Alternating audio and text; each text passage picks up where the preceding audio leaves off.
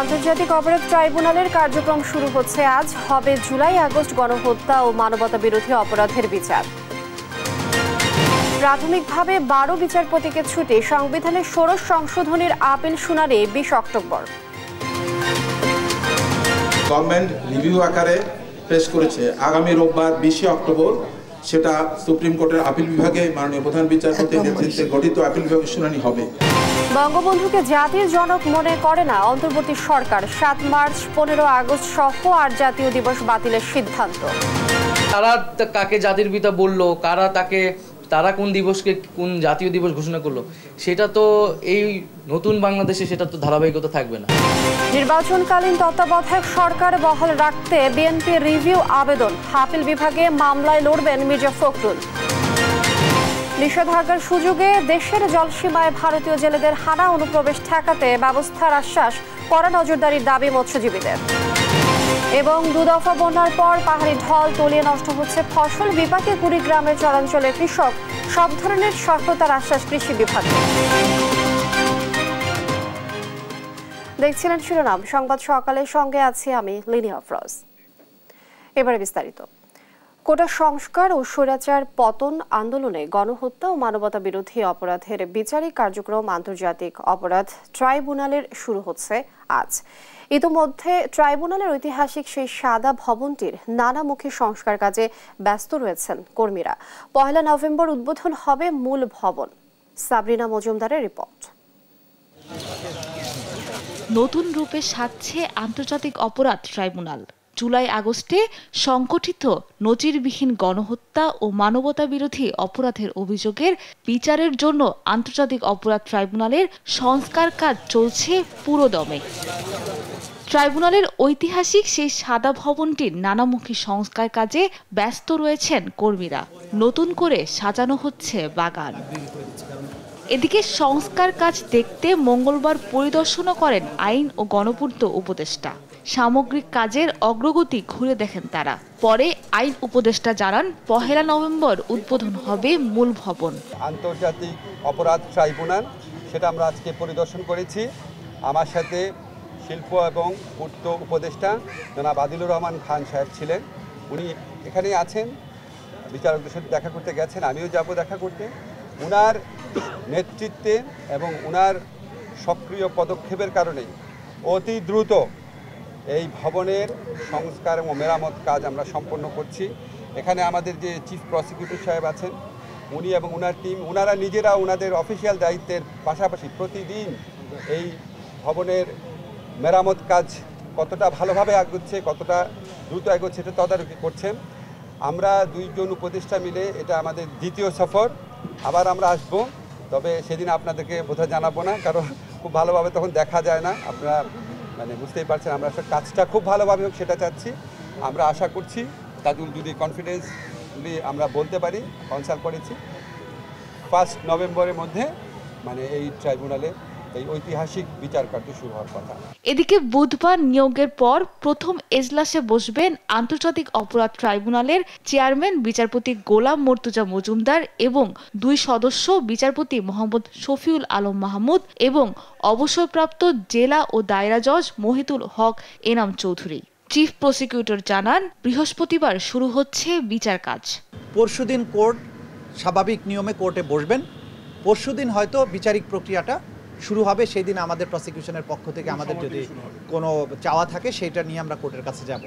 এরই মধ্যে 56টি অভিযোগ জমা পড়েছে ট্রাইব্যুনালের প্রসিকিউশন ও তদন্ত সংস্থায়। বিচার কাজে আন্তর্জাতিক মান বজায় রাখবে ট্রাইব্যুনাল সংশ্লিষ্টরা, আশা বিচার প্রার্থীদের। সাবরিনা মজুমদার, দেশ টিভি, ঢাকা। নানা বিতর্ক আর দুর্নীতির অভিযোগে আওয়ামীপন্থী 12 জন বিচারপতিকে ছুটিতে পাঠিয়েছেন সুপ্রিম কোর্ট। আগামী 20 অক্টোবর বিচারপতিদের অপসারণ ইস্যুতে মামলার নিষ্পত্তি হলে নেওয়া হবে চূড়ান্ত সিদ্ধান্ত। সাবরিনা মজুমদারের আরও একটি রিপোর্ট।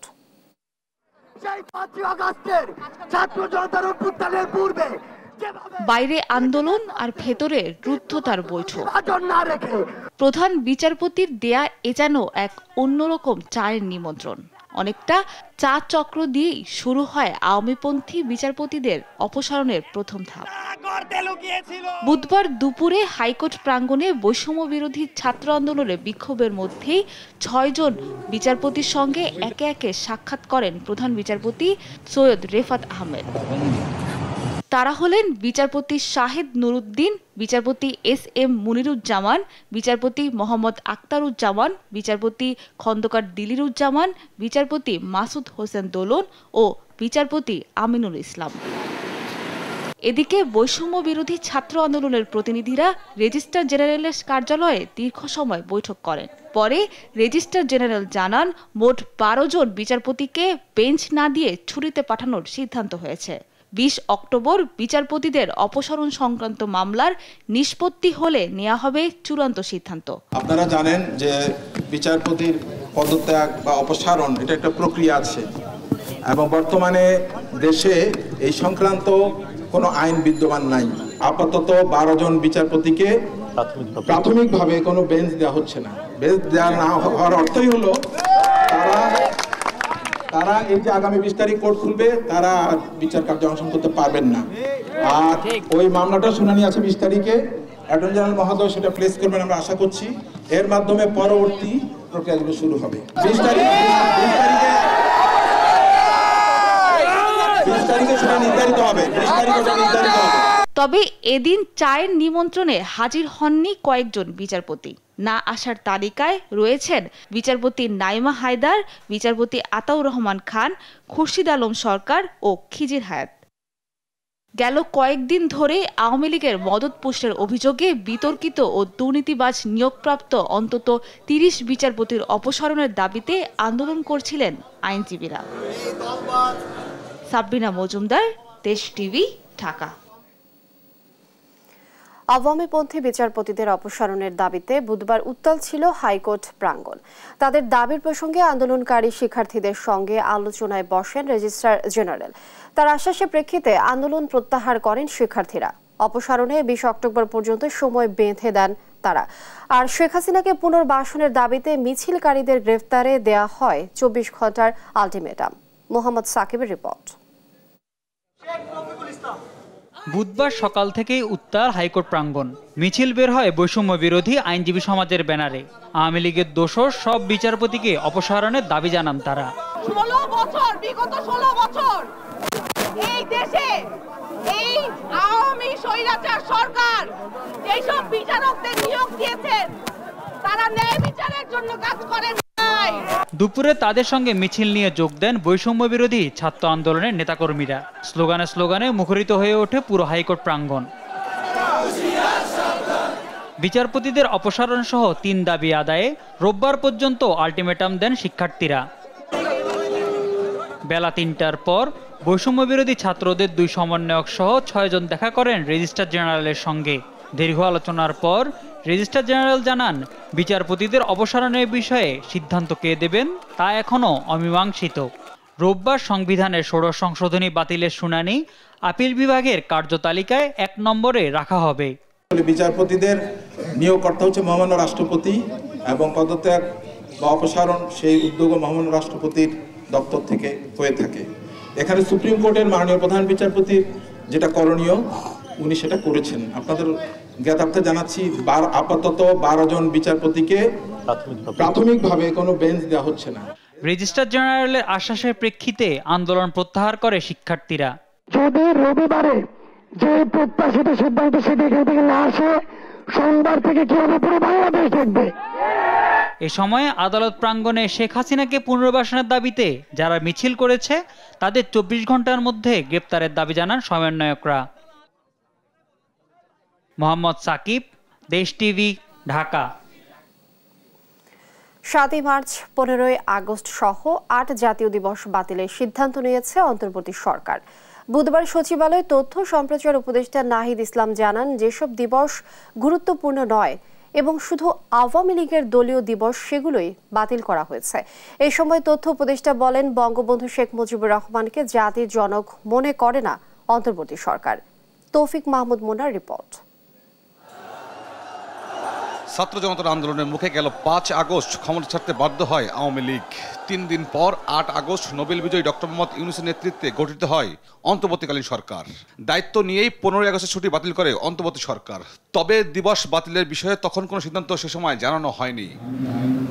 2 মাস পর এসে দিবস বাতিলের সিদ্ধান্ত নিয়েছে অন্তর্বর্তীকালীন সরকার। বুধবার সকালে প্রধান উপদেষ্টার এক ফেসবুক পোস্টে এ তথ্য জানানো হয়েছে। এর ফলে ঐতিহাসিক 7 মার্চ, 15 আগস্ট জাতীয় শোক দিবস সহ 8টি জাতীয় দিবস বাতিল হলো। সচিবালয়ে এ বিষয়ে কথা বলেন তথ্য উপদেষ্টা। বলেন, ঐতিহাসিক 7 মার্চ গুরুত্বপূর্ণ, তবে জাতীয় দিবস হওয়ার মতো নয়। 7ই মার্চ হচ্ছে একটা গুরুত্বপূর্ণ দিবস, গুরুত্বপূর্ণ বক্তৃতা সেদিন হয়েছে, কিন্তু আমরা মনে করছি না যে সেটা জাতীয় দিবস হওয়ার মতো গুরুত্ব বহন করে।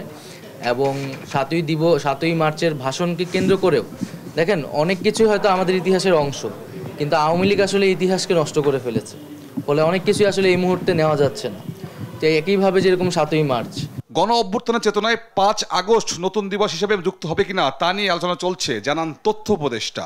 আওয়ামী লীগ দল হিসেবে ফ্যাসিস্ট ভাবে সে ক্ষমতায় ছিল, মানুষের ভোটাধিকার হরণ করে, গুম খুন করে, গণহত্যা করে তারা ক্ষমতায় ছিল। তো তারা কাকে জাতির পিতা বলল, তারা কোন দিবসকে কোন জাতীয় দিবস ঘোষণা করলো, সেটা তো এই নতুন বাংলাদেশে সেটা তো ধারাবাহিকতা থাকবে না। অন্তর্বর্তীকালীন সরকার বঙ্গবন্ধু শেখ মুজিবুর রহমানকে জাতির জনক মনে করে না, জানান তথ্য উপদেষ্টা। আর এতগুলা জাতীয় দিবসও আমাদের কাছে মনে হয়েছে দরকার নেই, এটাকে যত সংক্ষিপ্ত কমানো যায়, যেটা আসলে খুবই সিগনিফিকেন্ট, শুধু সেই দিবসগুলোকে আমরা এখানে হাইলাইট করা। এই অভ্যুত্থান সম্পর্কিত দিবস আসবে, সেক্ষেত্রে 5ই আগস্ট এটা এক গুরুত্বপূর্ণ দিন, সেটা নিয়ে আমাদের মধ্যে আলোচনা চলছে।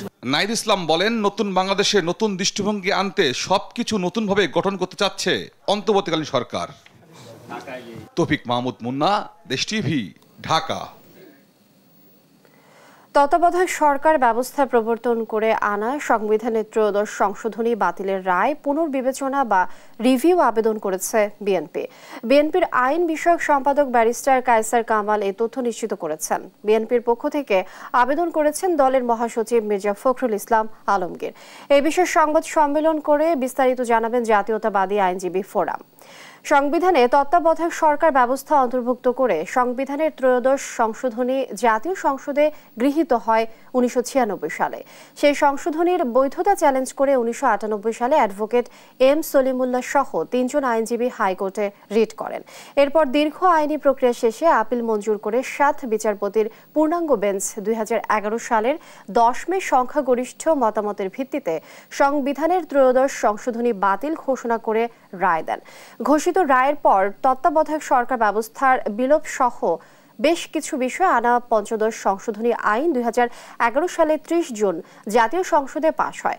এদিকে গত 27 আগস্ট আপিল বিভাগের বিচারপতি মোহাম্মদ আশফাকুল ইসলামের চেম্বার আদালতের অনুমতি নিয়ে আবেদনটি করা হয়। সুশাসনের জন্য নাগরিকের সম্পাদক বদিউল আলম মজুমদার সহ যে 5 ব্যক্তি এই রিভিউ আবেদন করেন।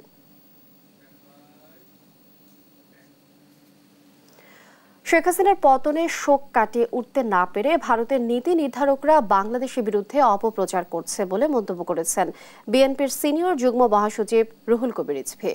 আর দলটির ভাইস চেয়ারম্যান শামসুজ্জামান দুদুর দাবি, অন্তর্বর্তী সরকার ভোটের তারিখ নির্ধারণ না করলে জনগণের মধ্যে যে আস্থাহীনতা তৈরি হবে তা দেশের জন্য ভালো হবে না। বিস্তারিত সাইফুল রিপনের প্রতিবেদনে। রাজধানীর হাতিরপুল এলাকায় ডেঙ্গু প্রতিরোধে সচেতনতামূলক লিফলেট বিতরণ ও গণসংযোগ কর্মসূচিতে অংশ নেন বিএনপি চেয়ারপারসনের উপদেষ্টা অ্যাডভোকেট সৈয়দ মোয়াজ্জেম হোসেন আলাল। এ সময় তিনি বলেন, নিত্যপণ্যের ঊর্ধ্বগতিতে দিশেহারা দেশের মানুষের সংস্কার নিয়ে আগ্রহ নেই। জনগণকে আশ্বস্ত করতে দেশ পরিচালনায় অভিজ্ঞ রাজনৈতিক দলের পরামর্শ নিতে অন্তর্বর্তী সরকারের প্রতি আহ্বান জানান তিনি। সব জায়গায় একটা এলোমেলো এবং গোলমেলে অবস্থা, এই অবস্থাকে ঠিক করতে হলে প্রতিনিয়ত দেশ পরিচালনা করেছে যে সকল রাজনৈতিক নেতৃবৃন্দ এবং দল, তাদের সঙ্গে পরামর্শ করা একান্ত জরুরি হয়ে দাঁড়িয়েছে। অন্তর্বর্তী সরকার সেটা যদি না করতে পারে সফলতার সাথে, মানুষ আবার হতাশ হবে। জাতীয় প্রেস ক্লাবের সামনে দেশ বাঁচাও মানুষ বাঁচাও আন্দোলন আয়োজিত সমাবেশে দেশের মানুষ ভোটাধিকার প্রয়োগের আশায় শেখ হাসিনাকে বিদায় করেছে বলে দাবি করেন বিএনপির ভাইস চেয়ারম্যান শামসুজ্জামান দুদু। সেই ভোট তারিখ সময় উল্লেখ করে কাজকাম শুরু করেন, তাহলে একটা ফলাফল পাওয়া যাবে। যদি না বলেন তাহলে দেশের মধ্যে এক ধরনের আস্থাহীনতা তৈরি হবে, সেটা কারোর জন্য ভালো হবে না, দেশের জন্য না, সরকারের জন্য না, মানুষের জন্য না। ডেঙ্গু প্রতিরোধে সচেতনতামূলক লিফলেট বিতরণের আরেক কর্মসূচিতে অংশ নিয়ে বিএনপির সিনিয়র যুগ্ম মহাসচিব রুহুল কবির রিজভী অভিযোগ করেন, বাংলাদেশের বিরুদ্ধে অপপ্রচার করছে ভারত। জনগণের প্রবল প্রতাপে, ছাত্রদের এক অপরিমেয় শক্তিতে শেখ হাসিনা তার সিংহাসন থেকে লুটিয়ে পড়ে গিয়ে দেশ ছেড়ে পালিয়েছে। এই শোক বোধহয় ভারতের পলিসি মেকাররা, নীতি নির্ধারকরা তারা বোধহয় সহ্য করতে পারছে না, এই শোক কাটিয়ে উঠতে পারছেন না। তাই বাংলাদেশের বিরুদ্ধে যত ধরনের অপপ্রচার আছে আপনারা করছেন। জাতীয় প্রেস ক্লাবে আয়োজিত আলাদা এক আলোচনা সভায় অংশ নিয়ে নির্বাচনের তারিখ ঘোষণা করে সময়ের কাজ সময়ে করতে অন্তর্বর্তী সরকারের প্রতি আহ্বান জানান বিএনপি চেয়ারপারসনের উপদেষ্টা জয়নুল আবদিন ফারুক। আপনার প্রতি বিনীত অনুরোধ থাকবে, এখনো সময় চলে যায়নি, নির্বাচনের সঠিক তারিখ নির্ধারণ করতে হবে। বিএনপির ভারপ্রাপ্ত চেয়ারম্যান তারেক রহমানের সব মামলা প্রত্যাহার করে তাকে দেশে ফিরিয়ে আনার ব্যবস্থা নেওয়ারও দাবি জানান জয়নুল আবদিন ফারুক। অন্যের একদিনে জামিন দেন আর তারেক রহমান বাংলাদেশে 2 মাস 10 দিন আসতে পারে না, এটা কোন বিচার? এটা কোন বিচার? সাইফুল রিপন, দেশ টিভি, ঢাকা। ভাতৃপ্রতিম দেশ হিসেবে ফিলিস্তিনকে ধারণ করে বাংলাদেশিরা উল্লেখ করে জামায়াত আমির বলেন, তাদের প্রতি সমর্থন ও সাহায্য অব্যাহত থাকবে। বুধবার রাজধানীর মগবাজারে দলের কেন্দ্রীয় কার্যালয়ে বাংলাদেশে নিযুক্ত ফিলিস্তিনের রাষ্ট্রদূত ইউসুফ এস ওয়াই রামাদান জামায়াতের আমির ডাক্তার শফিকুর রহমানের সাথে সৌজন্য সাক্ষাৎ শেষে সাংবাদিকদের কথা জানান। এই সময় জামায়াতের আমির বলেন, স্বাধীন সার্বভৌম ফিলিস্তিন গড়ে তুলতে জামায়াতের সর্বাত্মক সহযোগিতা অব্যাহত থাকবে। এই সময় ফিলিস্তিনের রাষ্ট্রদূত ইউসুফ বলেন, এটি শুধু সম্পর্কের সূচনা, এ নিয়ে সুদূর প্রসারী পরিকল্পনা রয়েছে।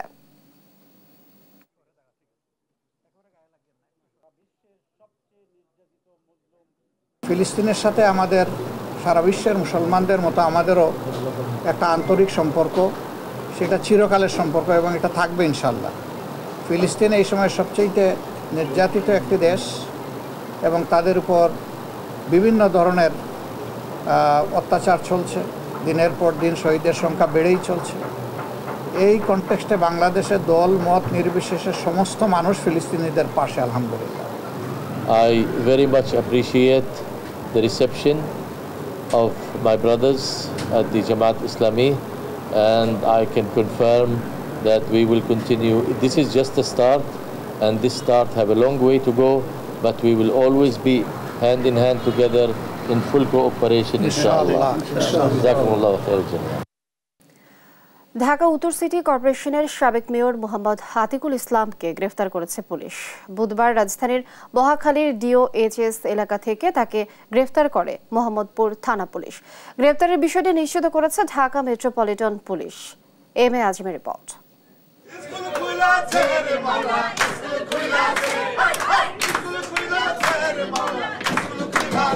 স্বৈরাচার হাসিনা সরকারের পতনের পর একের পর এক গ্রেপ্তার হচ্ছেন দলটির এমপি, মন্ত্রী ও নেতা। এবার পুলিশের জালে ধরা পড়লেন ঢাকা উত্তর সিটি কর্পোরেশনের সাবেক মেয়র আতিকুল ইসলাম। 16 কোটি মানুষের মরমিয়া শেখ হাসিনা, তুমি শেখ হাসিনা। বুধবার রাজধানীর মহাখালীর DOHS এলাকা থেকে তাকে গ্রেপ্তার করেছে মোহাম্মদপুর থানা পুলিশ। ডিএমপির ফেসবুক পেজে পোস্ট দিয়ে বিষয়টি নিশ্চিত করে সংস্থাটি।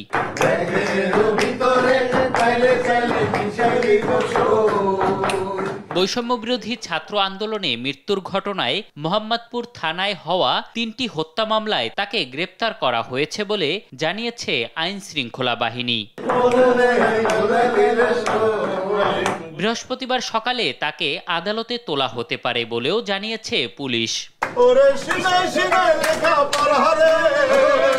অবশ্য গত 18ই আগস্ট সিটি কর্পোরেশনের অফিসের পেছনের দরজা দিয়ে আতিকুল ইসলামের পালিয়ে যাওয়ার ভিডিও ভাইরাল হয় সামাজিক যোগাযোগ মাধ্যমে। এতদিন লোকচক্ষুর আড়ালে থাকায় গুজব উঠেছিল দেশ ছেড়েছেন আতিক। তার গ্রেপ্তারের মধ্য দিয়ে কাটল সে ধোঁয়াশা।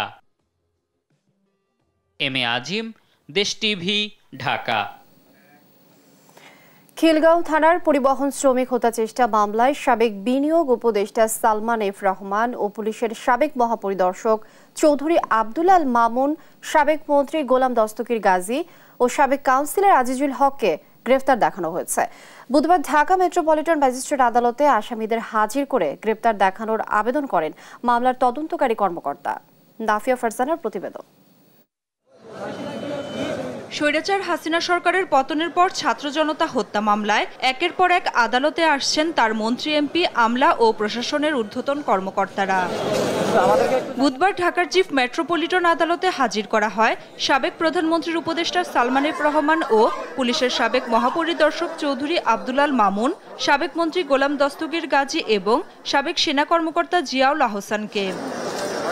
রাষ্ট্র ও আসামি পক্ষের আইনজীবীদের শুনানি শেষে সালমান এফ রহমান, চৌধুরী আব্দুল আল মামুন, গোলাম দস্তগীর গাজী ও সাবেক কাউন্সিলর আজিজুল হককে খিলগাঁও থানার পরিবহন শ্রমিক হত্যা চেষ্টা মামলায় গ্রেফতার দেখানো হয়। সালমান এফ রহমান এবং আব্দুল্লাহ আল মামুন তাদেরকে আজকে এই খিলগাঁও থানায় মামলায় তদন্তকারী কর্মকর্তা দরখাস্ত দেন এবং বিজ্ঞ আদালত তাদের তদন্তকারী কর্মকর্তার দরখাস্তের উপরে ভিত্তি করে, যেহেতু তারা এজাহারনামী আসামি, সেই জন্য তাদেরকে এই মামলায় গ্রেপ্তার দেখিয়ে জেল হাজতে প্রেরণ করেন।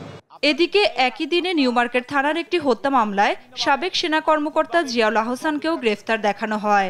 জিয়াউল হাসানকেও নিউ মার্কেট থানা একটি মামলায় তাকে গ্রেপ্তার দেখার জন্য নিয়ে আসে এবং দরখাস্ত দাখিল করে। বিজ্ঞ আদালত দরখাস্ত দাখিলের পর তাকে এই মামলায় গ্রেপ্তার দেখানোর জন্য নির্দেশ দেন এবং এই মামলা তাকে গ্রেপ্তার দেখানো হয়। পরবর্তী তাকে সিডব্লিউ বলে জেল হাজতে প্রেরণ করে। এর আগে আসামিরা কয়েক দফা রিমান্ড শেষে কারাগারে ছিলেন। নাফিয়া ফারজানা, দেশ টিভি, ঢাকা। সামাজিক নিরাপত্তা কর্মসূচির অংশ হিসেবে পোশাক শ্রমিকদের জন্য পেনশন স্কিম চালু করার কথা জানিয়েছেন শ্রম ও কর্মসংস্থান উপদেষ্টা আসিফ মাহমুদ সজীব ভূঁইয়া। বুধবার গাজীপুরে টঙ্গীতে পোশাক শ্রমিকদের জন্য ন্যায্য মূল্যে টিসিবির পণ্য বিক্রয় কর্মসূচি উদ্বোধনে এসে তিনি একথা জানান। সহকর্মী নজরুল ইসলামের রিপোর্ট, জানাচ্ছেন আপন অপু। বুধবার গাজীপুরের টঙ্গীতে জাবেরেন জুবাইর ফেব্রিক্স কারখানা প্রাঙ্গণে পোশাক শ্রমিকদের জন্য ন্যায্য মূল্যে টিসিবির পণ্য বিক্রি কার্যক্রম উদ্বোধন করেন শ্রম উপদেষ্টা আসিফ মাহমুদ সজীব ভূঁইয়া। এ সময় সামাজিক নিরাপত্তা কর্মসূচির অংশ হিসেবে পোশাক শ্রমিকদের জন্য পেনশন স্কিম চালু করার কথাও জানান শ্রম উপদেষ্টা। বলেন, শ্রমিকরা যেন কর্মজীবন শেষে কিছুটা হলেও স্বস্তি পান, সেজন্যই এই উদ্যোগ। আমার একটা স্বপ্ন হচ্ছে গার্মেন্টস শ্রমিকদের জন্য একটা পেনশন স্কিম চালু করা, এবং এটা করার জন্য আমাদের হয়তো সময় লাগবে, তবে এই উদ্যোগটা আমরা নিতে চাই। শ্রম অঞ্চলে টিসিবির মাধ্যমে আমরা স্বল্প মূল্যে যেই নিত্য প্রয়োজনীয় দ্রব্য সরবরাহ কার্যক্রম শুরু করছি এবং অচিরেই সমস্ত শ্রম অঞ্চলে আমরা এটিকে পৌঁছে দিতে চাই। আসিফ মাহমুদ বলেন, জুলাই গণ অভ্যুত্থানে শ্রমিকরাও রক্ত দিয়েছেন। দেশের মেহনতি মানুষেরই নতুন এ স্বাধীনতার প্রথম সুবিধাভোগী হওয়া উচিত।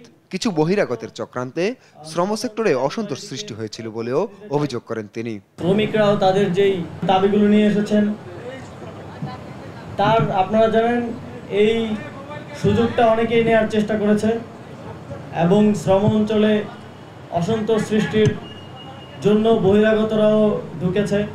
অনুষ্ঠানে উপস্থিত ছিলেন শ্রম ও কর্মসংস্থান মন্ত্রণালয়ের সচিব AHM শফিকুজ্জামান, বাণিজ্য মন্ত্রণালয়ের সচিব Selim Uddin, TCB chairman brigadier general Mohammad Mostafa Iqbal, বিজিএমইএর সভাপতি খন্দকার রফিকুল ইসলাম সহ অনেকেই। News desk, Desh TV. কুড়িগ্রামে 2 দফা বন্যার ধকল কাটিয়ে উঠতেই ফের বন্যায় ব্যাপক ক্ষতির মুখে কুড়িগ্রামের চরাঞ্চলের কৃষকরা। উজানের ঢলে এখনও তলিয়ে শত শত হেক্টর জমির আমন ও বিভিন্ন ফসল। কৃষি বিভাগের তথ্য মতে তৃতীয় দফা বন্যায় কৃষিতে ক্ষতির পরিমাণ দাঁড়িয়েছে প্রায় ২৭ কোটি টাকা। কুড়িগ্রাম থেকে সহকর্মী জুয়েল রানার পাঠানো তথ্যচিত্রে টুম্পা আফরোজের ডেস্ক রিপোর্ট। বৃষ্টি আর উজানের ঢলে তলিয়ে আমন, বাদাম, মাসকলাই সহ চরাঞ্চলের বিভিন্ন ফসলের ক্ষেত। দ্বিতীয় দফা বন্যার পর এসব ফসল লাগিয়েছিলেন চরাঞ্চলের কৃষকরা। চরাঞ্চলের ফসলহানির এমন চিত্র কুড়িগ্রামের অলিপুর উপজেলার বেগমগঞ্জ ইউনিয়নে ব্রহ্মপুত্র নদের অববাহিকার মুসারচরের। গত 10 দিন আগের বৃষ্টি ও উজানের ঢলে ডুবেছে রোপণ করা বেশিরভাগ ফসল। শুধু অলিপুরের মুসারচর নয়, জেলার চিলমারি, সদর, নাগেশ্বরী, রৌমারী, রাজীবপুর সহ 7 উপজেলার ওপর দিয়ে প্রবাহিত ব্রহ্মপুত্র, ধরলা, তিস্তা ও দুধকুমারের অববাহিকারও একই দৃশ্য। বাদাম আবাদ করেছিলাম বিঘা 3, তাও শেষ। বন্যা পানি শেষ হয়ে গেছে, আশেপাশে যা চর ছিল সব শেষ। ধানের আবাদটা আর কিছু নাই। আর অসময় বন্যার 10-12 দিন থেকে পানি এসে ধান তোলা হয়ে গেছে। এখন তো বন্যার কারণে তো আর হবে না। হ্যাঁ, তো আমরা খুব ক্ষতিগ্রস্ত হয়ে গেছি। দেখেন ইদানিং আন টাইমে টান বর্ষা হয়ে একে আমার ধান বাদাম অনেক কিছু নষ্ট হয়ে গেল। প্রতি বছর বর্ষার শেষে চরাঞ্চলের জমিতে এসব ফসল চাষাবাদ করে জীবিকা নির্বাহ করেন নদী পাড়ের কৃষকরা। কিন্তু এবার জমি উজানের পানিতে দীর্ঘ সময় তলিয়ে থাকায় নষ্ট হয়ে গেছে ফসল। এ অবস্থায় সরকারি সহায়তার দাবি কৃষকদের। এখন কৃষকরা দিশাহারা পরে এখন কি করবে, তাদের কোথায় যাওয়ার কোনো জায়গা নেই। তাই সরকার বাহাদুরের প্রতি আমার অনুরোধ, এই কৃষকদের যেন পূর্ণাঙ্গ কোনো ব্যবস্থা নেওয়া হয়, না হলে কৃষক একদম মরে যাবে। তৃতীয় দফা বন্যায় তলিয়েছে জেলার 2361 হেক্টর জমির বিভিন্ন ফসল। নষ্ট হয়েছে 1107 হেক্টর জমির ফসল। ক্ষতিগ্রস্ত কৃষকদের পাশে দাঁড়ানোর কথা জানিয়েছে কৃষি বিভাগ। কৃষক ভাইদেরকে আমরা মাঠ পর্যায়ে পরামর্শ দিয়ে যাচ্ছি যে বন্যার পানি নেমে যাওয়ার সাথে সাথে তারা যেন আগাম শাকসবজি, তারপর আমাদের পেঁয়াজ, মরিচ সহ যে মশলা ফসল রয়েছে সেগুলি চাষাবাদের জন্য। কৃষি বিভাগের তথ্য মতে শেষ সময়ের বন্যায় ক্ষতিগ্রস্ত হয়েছে জেলার 7 উপজেলার 13,137 জন কৃষক। বন্যায় ক্ষতির পরিমাণ দাঁড়িয়েছে প্রায় 27 কোটি টাকা। News desk, Desh TV. বাংলাদেশে 22 দিনের মাছ ধরা নিষেধাজ্ঞার সুযোগে বঙ্গোপসাগরের বাংলাদেশ অংশে দাপিয়ে বেড়াচ্ছে ভারতীয় জেলেরা। আন্তর্জাতিক সীমা পেরিয়ে বাংলাদেশের অভ্যন্তরে ঢুকে মাছ ধরে নেওয়ার অভিযোগ উঠেছে ভারতীয় এসব জেলেদের বিরুদ্ধে। ইলিশ রক্ষায় ভারতীয় জেলেদের বাংলাদেশে অবাধে মাছ শিকার বন্ধে আইনশৃঙ্খলা বাহিনীদের নজরদারি বাড়ানোর দাবি জেলে ও ট্রলার মালিকদের। সহকর্মী রিয়াজ আহমেদ মুসার রিপোর্ট, জানাচ্ছেন আপনব্য। ইলিশ রক্ষায় গেল 13 অক্টোবর থেকে মাছ ধরায় 22 দিনের নিষেধাজ্ঞা দেয় সরকার। এই সুযোগে বাংলাদেশের জলসীমায় ঢুকে মাছ লুট করে নিয়ে যাচ্ছে ভারতীয় জেলেরা। সাগরে ভারতীয় জেলেদের অনুপ্রবেশ বন্ধ করতে না পারলে নিষেধাজ্ঞার সুফল মিলবে না বলে মনে করছেন সংশ্লিষ্টরা। আমরা তো অবরোধ পালন করতে আসি, আমাকে অবরোধ দিয়েছে, আমরা অবরোধ পালন করতে, হেরা তো পালন করতে আসি, হেরা ঠিক মতন মাছ ঠিকই ধরিয়ে নিতে আসে। ইন্ডিয়ারা বর্ডার হইতে ধরেন 100 কিলো আয় আমাকে পুবে আইয়ে হেরা মাছ ধরে নিয়ে যায়। হেরা বোট নিচে 100 খান বোট থাকে। সেখানে শত শত ট্রলার ভারতীয় তার এখন আছে। নৌবাহিনী, কোস্টগার্ড এই টহলটা বাড়াইতে হবে, আর নইলে এই যে 22 দিনের ইলিশ রক্ষা হবে না, কারণ ওরা সব ধরে নিয়ে যাবে। ভারতীয় জেলেদের অনুপ্রবেশ ঠেকাতে আইনশৃঙ্খলা বাহিনীর টহল বাড়ানোর দাবি ট্রলার মালিকদের। ব্যবস্থা নেওয়ার আশ্বাস মৎস্য বিভাগের। আমাদের সক্ষমতা আছে নদীতে মোহনা পর্যন্ত আমরা পারি, কিন্তু ডিপ সিতে আসলে আমাদের সক্ষমতা নাই। তবে এটা আমাদের মাননীয় উপদেষ্টা মহোদয়ের নেতৃত্বে যে টাস্ক ফোর্সের মিটিংটা হয়েছিল, সেখানে সুনির্দিষ্টভাবেই বলা আছে যে বাংলাদেশ নৌবাহিনী তারা টহলটা জোরদার করবেন যাতে বহি বাংলাদেশি কোনো ফিশিং বোট সেখানে ঢুকতে না পারে। নৌবাহিনী বলছে বাংলাদেশের জলসীমায় যেন অন্য দেশের কেউ মাছ শিকার করতে না পারে সে বিষয়ে তৎপর তারা। আমাদের নৌবাহিনী এবং কোস্টগার্ডের জাহাজ আপনারা জানেন আমাদের সমুদ্র সীমায় সবসময় টহলে থাকে। আমরা চেষ্টা করব, অবশ্যই বাধা দেব যাতে অন্য কেউ এসে আমাদের এলাকায় মাছ ধরতে না পারে, এবং সেটা আমরা নিশ্চিত করব। 2014 সালে সমুদ্র সীমা নিয়ে বিরোধী মীমাংসায় প্রায় 19,500 বর্গ কিলোমিটার নতুন সমুদ্র এলাকা পায় বাংলাদেশ। এই অঞ্চলেই মাছ ধরে জীবন চলে দেশের উপকূলীয় জেলেদের। News desk, Desh TV.